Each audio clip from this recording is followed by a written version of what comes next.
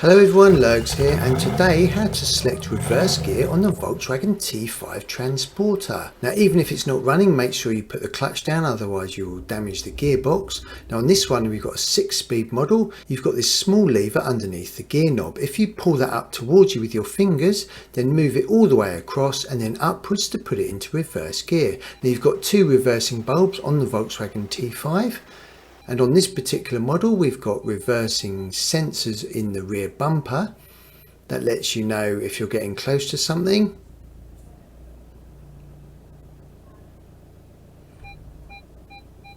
To take it out of reverse, push the clutch down, pull that lever upwards and then select neutral.